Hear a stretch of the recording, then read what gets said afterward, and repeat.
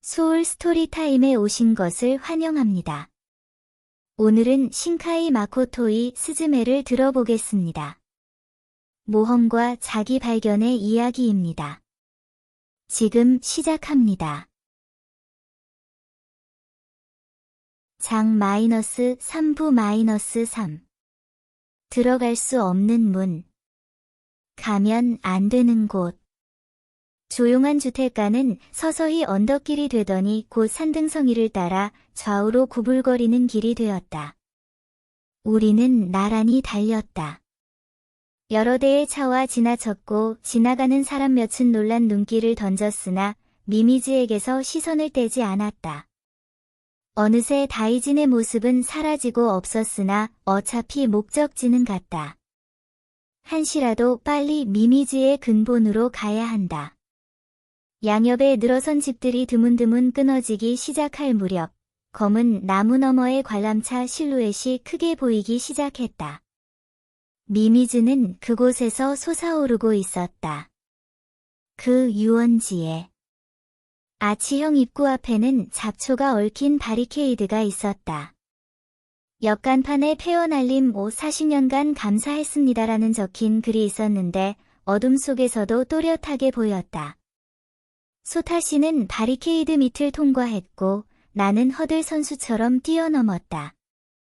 마치 거인들이 웅크린 채 잠들어 있는 듯 유원지 내부에는 다양한 형태의 놀이기구가 검은 실루엣으로 늘어서 있었다. 그것들의 밑에는 풀이 우거져 있고 지면의 아스팔트는 여기저기 벗겨지고 갈라져 있었다. 그리고 말없이 잠들어 있는 놀이기구들 너머에서 새빨간 분류가 하늘을 향해 솟구치고 있었다. 관람차가 회전목마까지 달려와 겨우 무릎을 대고 숨을 헐떡이며 소리쳤다.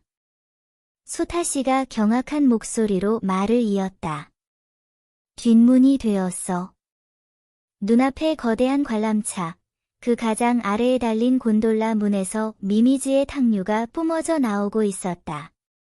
아무도 없는 심야의 유원지 터에서 곤돌라의 작은 문만이 엄청난 강풍에 휘날리듯 고독하게 덜컹덜컹 심하게 흔들리고 있었다. 아! 소타씨, 저것 좀 봐요. 관람차 정상에 새 같은 그림자가 앉아 있었다. 그것은 다이진. 잔뜩 목소리를 낮춰 소타씨가 말했다. 다이진은 솟아오르는 미미즈의 경류를 커다랗게 뜬 눈동자로 황홀하게 바라보고 있다. 스즈메, 소타씨가 고양이에게서 눈을 떼지 않고 말했다. 나는 다이진을 잡아 요석으로 돌려놓을게. 그동안 너는... 알았어요. 목에 걸고 있던 열쇠를 티셔츠에서 꺼냈다. 에히메에서의 문단속 이후 문 닫는 자의 열쇠는 계속 내가 가지고 있었다. 그때도 해냈어. 그러니 이번에도 곤돌라 문을 닫고 열쇠로 잠가. 해보는 거야. 우리는 마주보고 힘차게 고개를 끄덕인 뒤 따로 신호하지 않았는데도 동시에 뛰기 시작했다. 할 수 있어. 우리는 할 수 있어. 그런 느낌이 내 폐에 계속 공기를 보냈다. 내 발은 더 세게 땅을 박차고 달렸다. 아! 다이진이 우리를 발견하고 다시 도망치기 시작했다. 관람차 꼭대기에서 도움닫기를 해점프하고 낙하한 곳은 제트코스터에 구불되는 레일의 실루엣이었다. 스즈메, 문을 부탁해. 응. 나란히 달리던 소타씨는 방향을 바꿔 제트코스터 쪽으로 향했다. 나 혼자 관람차로 달려가 곤돌라 승차장의 짧은 철제 계단을 뛰어 올라갔다. 요동치는 듯한 빛의 탕류가 눈앞의 녹슨 곤돌라에서 분출하고 있다. 두 팔을 앞으로 뻗어 문으로 돌진했다. 쿵! 얇은 철문 너머로 으스스한 감촉이 그대로 전해져 온몸에 소름이 돋았다. 그래도 이를 악물고 필사적으로 문을 밀었다. 문은 단숨에 수십 센티미터쯤 닫히나 싶더니 갑자기 바위처럼 단단해지기도 하고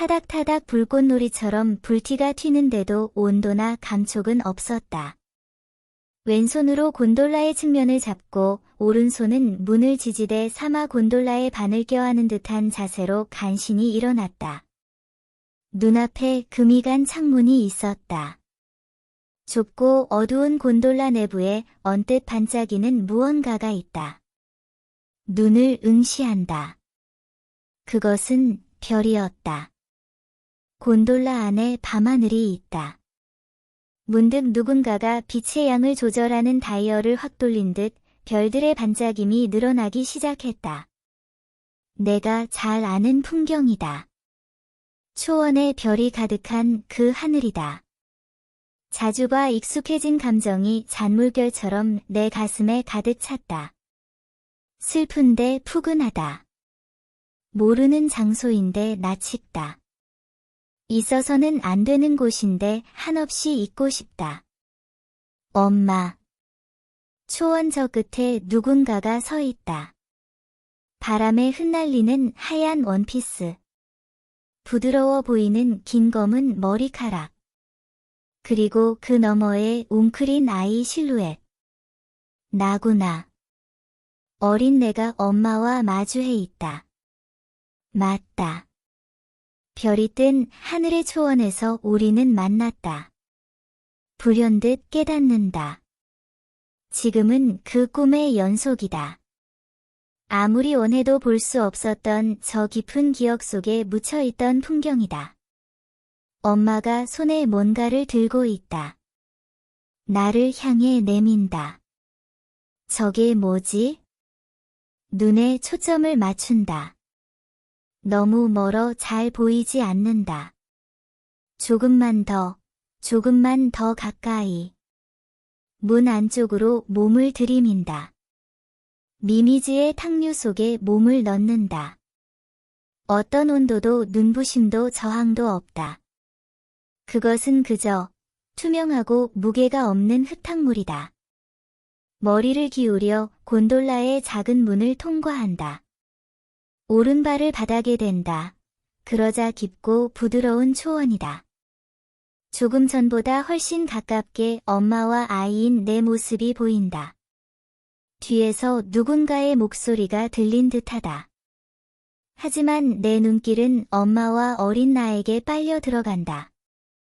한 걸음 앞으로 나아간다. 뭐지? 엄마가 내게 건네려는 것은? 저게 뭐지? 한 걸음 더, 저것은 의자다.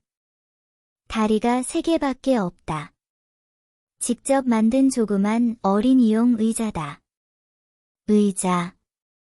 내 마음이 툭 무엇인가 닿는다. 뭔가 기억나려 한다. 누구지? 아까부터 뒤에서 나를 부르는 목소리는? 의자. 저 의자는 스즈메. 퍼뜩 눈을 부릅떴다. 아.